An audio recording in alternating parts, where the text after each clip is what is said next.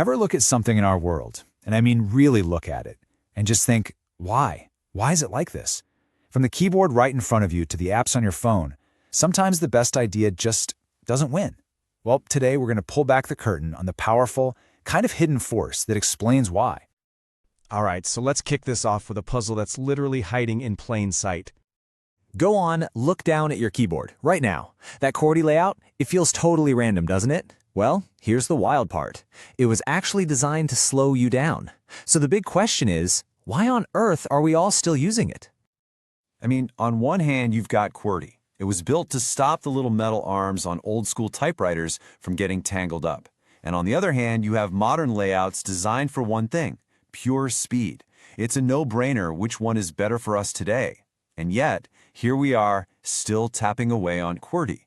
The reason for that tells us something huge about how the world works.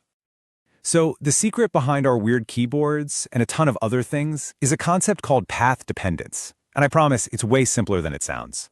To get it, just picture this. You're standing at the edge of a giant open field with tall grass. No paths, nothing.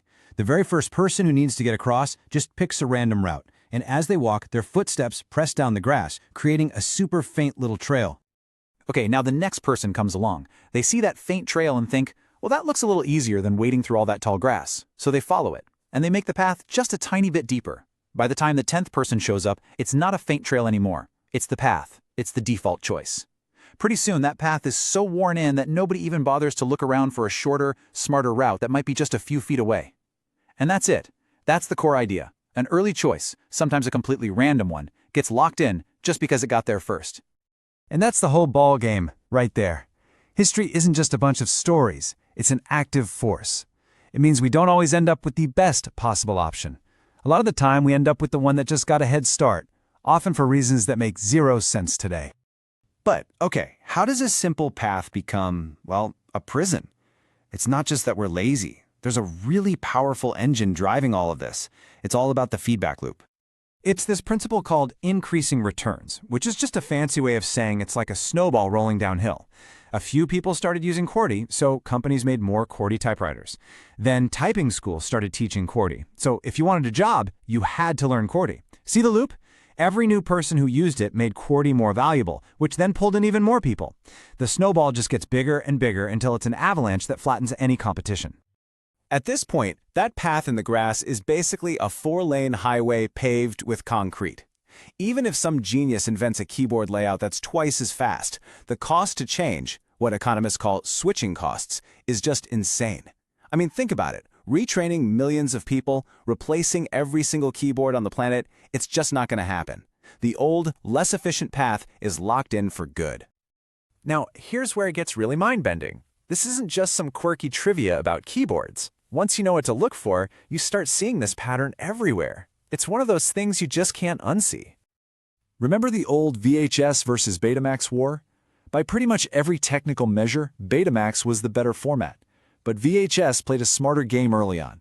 They got their tapes into more video rental stores faster. That meant there were more movies on VHS. So what did people do? They bought VHS players, which of course made the stores stock even more VHS tapes. Boom, game over. The path was set. Or just think about the operating system on your computer or your phone. Why is it so dominant? It's that same feedback loop.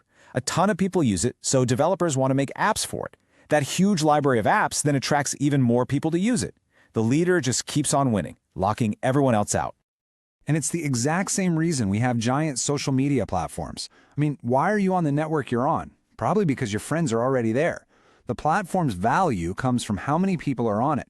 The first one to get a big enough group of people creates this kind of social gravity that's almost impossible for a new company to escape. So, this is way more than just a cool history lesson. Understanding path dependence is actually crucial, because the same exact forces that decided our keyboard layout are at work right now shaping our future. This isn't about the past. This process is happening in real time all around us.